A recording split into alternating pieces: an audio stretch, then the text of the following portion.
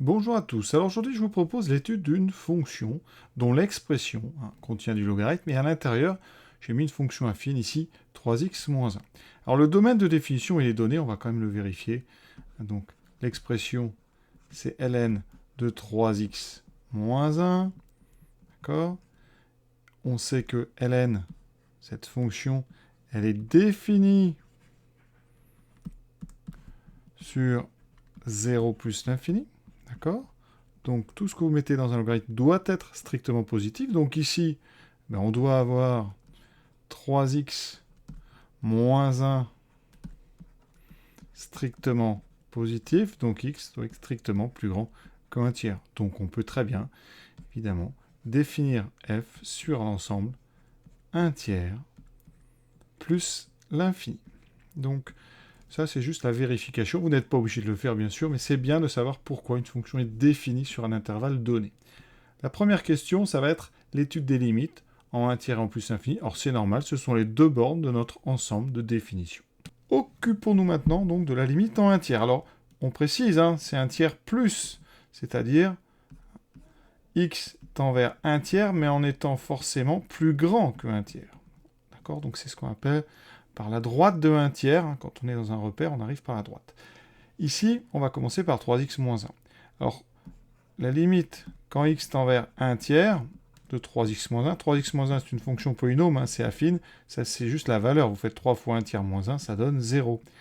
Alors, ici, on va mettre ce 0 dans un logarithme. Alors, est-ce que ce 0 est négatif ou positif? On a déjà dit, 3x moins 1 est forcément positif pour que ça existe, donc ici, c'est un 0+.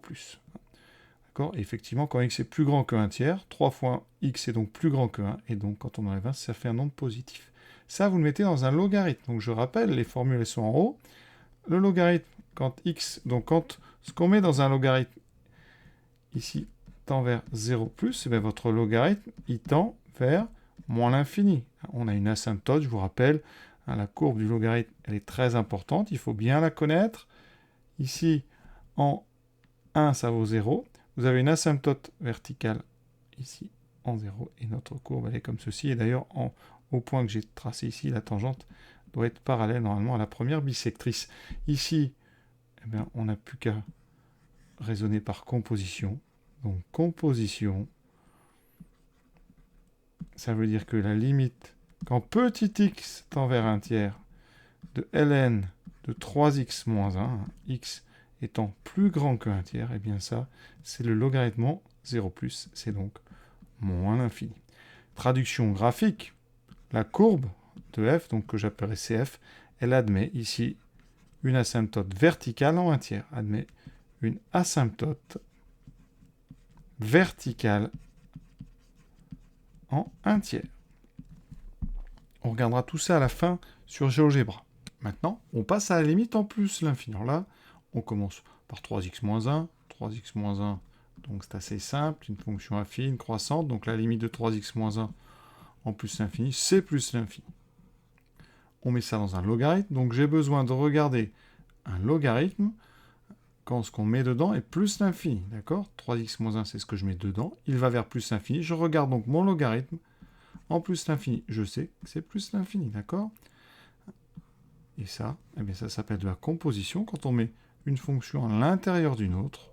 Et donc, la limite de ln de 3x moins 1 quand x tend vers plus l'infini, un petit x, c'est donc plus l'infini.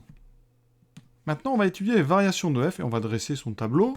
Alors, la plupart du temps, on ne réfléchit pas, on fait une dérivée. Donc là, je vais faire, mais vous allez voir après qu'il y a une méthode un tout petit peu plus rapide, mais il faut bien connaître les propriétés. Moi, personnellement, je préfère dériver.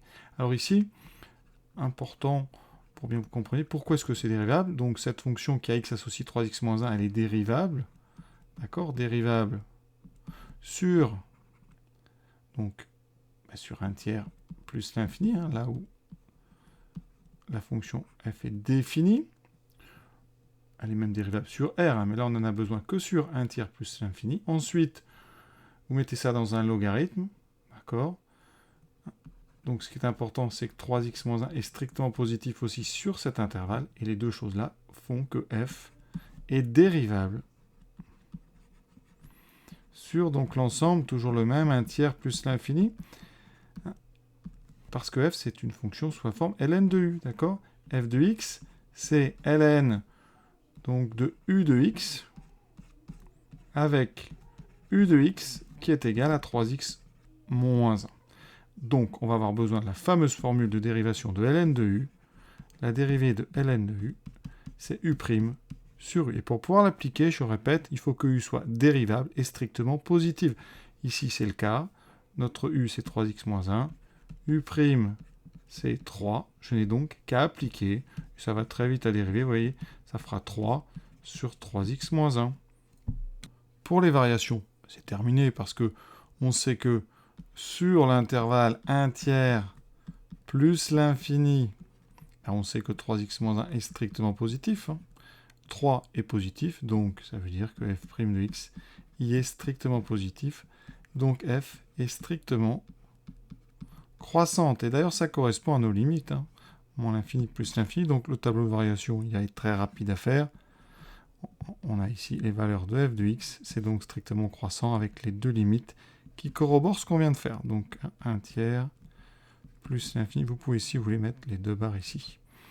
Donc voilà la première méthode avec dérivation. Ça va très vite. ln de u, c'est en dérivant u' sur u. Alors, il existe une deuxième façon de trouver des variations quand on a des compositions avec des fonctions très simples. Ici, on sait que la fonction kx associe 3x moins 1, elle est strictement croissante. Je ne vais pas écrire pourquoi, c'est une fonction affine, la pente c'est 3. La pente égale à 3. On sait que la fonction kx associe ln de x, elle est elle aussi strictement croissante. D'accord? Elle est croissante sur R plus étoile. Et notre fonction kx associe 3x moins 1, ici, sur l'intervalle, donc 1 tiers plus l'infini, on sait que 3x moins 1 est strictement positif. Eh bien, on enchaîne en fait deux fonctions strictement croissantes. Mais il faut savoir qu'en composant des fonctions strictement croissantes, on a une fonction strictement croissante. Donc la fonction qui a x associe ln de 3x moins 1 est strictement croissante, elle aussi.